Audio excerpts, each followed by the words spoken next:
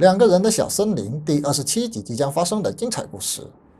饭店老板怕惹事，坚决称自己没有卖野味，但在一旁吃野鸡的贾三却将这话听进耳里。尤其当他得知庄宇和虞美人在广东开饭店，两人就是因为隔壁店进了野味，生意才比他们的好，这才来这里找货源。况且两人还展示了实力，称不差钱。贾三上钩了，主动搭话。虞美人和庄宇对了一眼，知道计划已经成功了一半。李甜甜和大美在街上卖葡萄，大美见李甜甜出汗，本想给她擦一下，刚好静熙找过来，不等李甜甜拒绝大美，便将毛巾接过来给自己擦了擦。静熙看不惯大美站在李甜甜身边的样子，她毫不客气地把大美推开，自己往李甜甜身边一站，帮忙招呼客户。助理十分有眼色，赶紧找了个去搬葡萄的借口，把大美拉走，好让静熙跟李甜甜独处。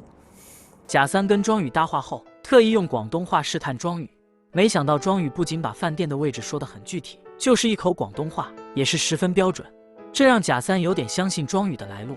但他知道最近的志愿者盯他盯得很紧，还是有些担心阴沟里翻船。虞美人主动向贾三提出购买带吃的野味，但不要绿翅鸭那种普通的动物，而且要活的。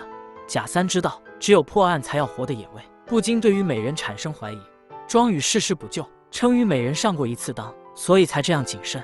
同时他们也表现了诚意，计量出大把钞票，也给贾三一叠做定金，其他的事成之后会给付。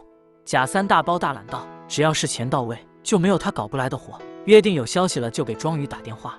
饭店的事了之后，虞美人和庄宇一边走在街上，一边问起庄宇为什么会广东话。庄宇小时候跟父母在广东生活过，所以说的一口好广东话。当他听到虞美人说好中意你，也表示自己喜欢虞美人。虞美人终于问庄宇为什么那天自己约庄宇在植物园门口见面，庄宇却没有来。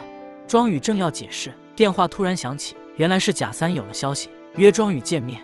贾三这次约的见面地点很是偏僻，而前来赴约的居然有饭店老板。其实庄宇早就看出他的身份，现在只是确定而已。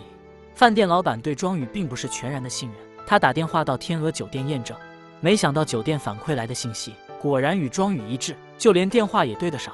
饭店老板这才打消疑虑，与庄宇握手言和，约定明天再一起去取货。静熙陪着李甜甜卖了一晚上的葡萄，累得脚急犯了，腰也酸得不行，但他还想一会儿跟李甜甜一起出去逛逛。但李甜甜口中不说，心中却明白静熙累了，于是不由分说地把凳子踢过去，让静熙坐下休息。大美已经在河边陪着周助理放了好久的河灯，她心里记挂着李甜甜，想回去看看。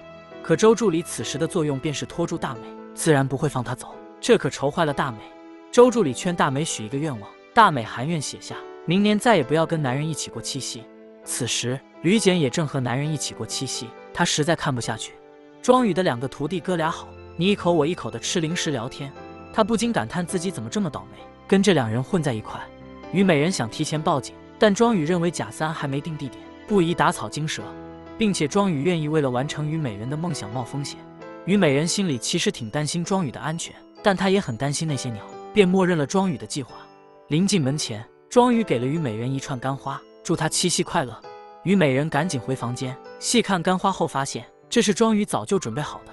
静熙为了能够跟李甜甜浪漫一把，特意安排了放烟花，但李甜甜看都不看，搞得静熙都不敢说烟花是自己安排的，转而请李甜甜坐自己特意装饰好的电动车。